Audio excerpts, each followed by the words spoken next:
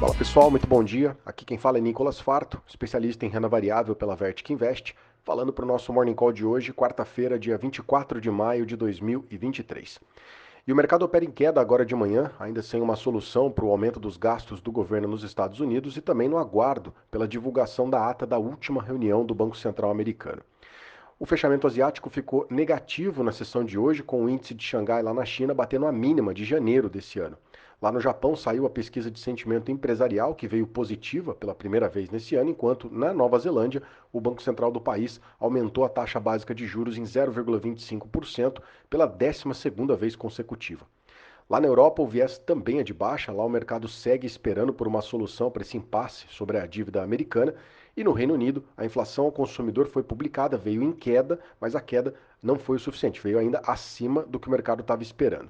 Lá nos Estados Unidos, ontem o mercado fechou em queda, ainda sem uma solução para o limite de gastos por lá. Em Nova York, o Dow Jones ontem caiu 0,69, o S&P caiu 1,12 e o Nasdaq fechou com queda de 1,26%. Bom, a novela sobre o aumento do limite de gastos do governo americano segue dominando a pauta. E como não houve nenhum avanço nas negociações entre os democratas e os republicanos, a percepção de risco aumentou e afastou os compradores do mercado de ações e estressou a curva de juros americana.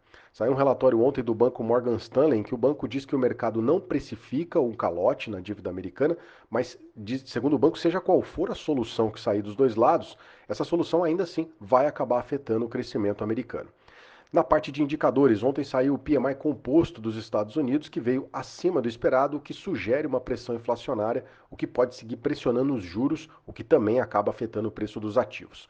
Um outro assunto que também mantém o mau humor entre os investidores americanos é a proibição pelo governo chinês de que empresas da China possam comprar chips de memórias da empresa americana Micron Technology, alegando riscos para a segurança nacional. Esse é um sinal que tem sido interpretado como um possível novo conflito comercial entre China e Estados Unidos. Bom, hoje às 15 horas, lá nos Estados Unidos, sai a ata da última reunião de política monetária do Fed, que deve dar mais detalhes sobre a visão do banco, sobre inflação, sobre juros, e pode ajudar os investidores a calibrar melhor as expectativas para a próxima decisão.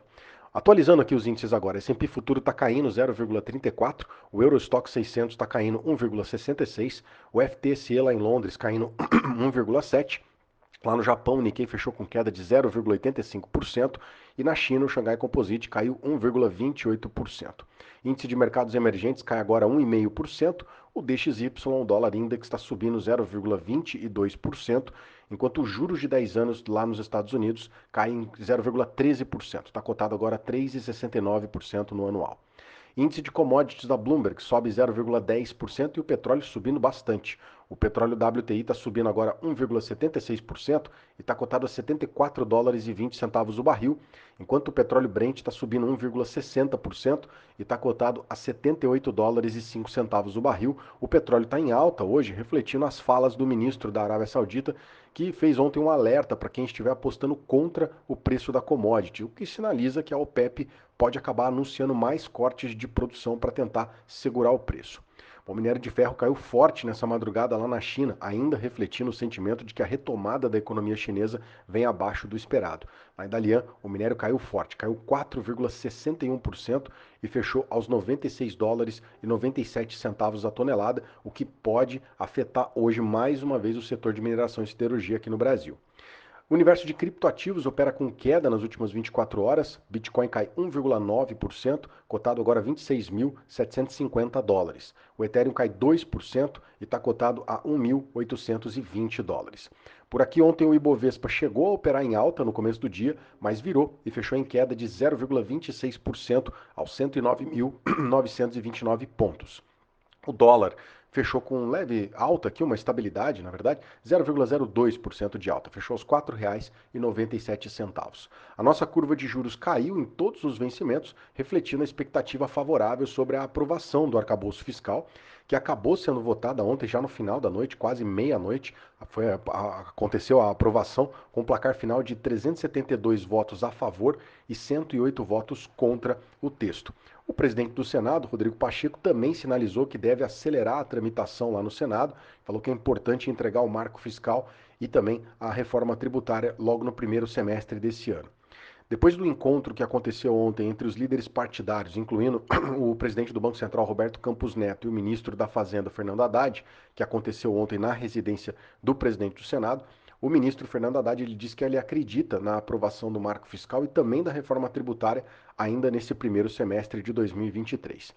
No corporativo, as ações da Petrobras, que tem um peso bem relevante no índice Bovespa, acabaram ajudando na queda do índice ontem e fecharam com uma alta. As ações preferenciais Petro 4 subiram 2,46%, acompanhando a valorização do petróleo no mercado global. As ações do Banco do Brasil, que também tem peso relevante no índice Bovespa, fecharam com alta de 2,3% e puxou as ações dos outros bancos. O Itaú e o Bradesco também tiveram alta de 0,8% na sessão de ontem. Do lado negativo, a Vale seguiu acompanhando o movimento de queda do minério de ferro. Ontem Vale caiu mais 2,26% e hoje a gente pode ter uma continuação desse movimento, dado que o minério hoje teve uma forte queda lá na China. Na ponta mais negativa, destaque para os papéis do setor de frigorífico, que foram bastante afetados pelo decreto do governo de estado de emergência em todo o território nacional pelos casos de gripe aviária pelos próximos 180 dias. Destaque para Marfrig, que caiu 5,2%, e BR Foods, que caiu 4,9%. Bom, com a aprovação aí do texto do novo arcabouço fiscal lá na Câmara, os deputados já devem começar a votar os destaques da matéria antes que esse texto agora vá para o Senado. Alguns deputados já estão dizendo que devem começar as articulações para a reforma tributária acontecer ainda em julho. Hoje o mercado deve sentir algum reflexo sobre essa aprovação do arcabouço fiscal, além também de sentir algum impacto dos preços da commodity, principalmente o setor de petróleo, que opera em alta, e o setor de mineração, que segue em tendência de baixa no curto prazo. Bom, esses são os destaques para o dia de hoje. Agradeço a sua companhia e te desejo um excelente dia. Um grande abraço, valeu, até amanhã.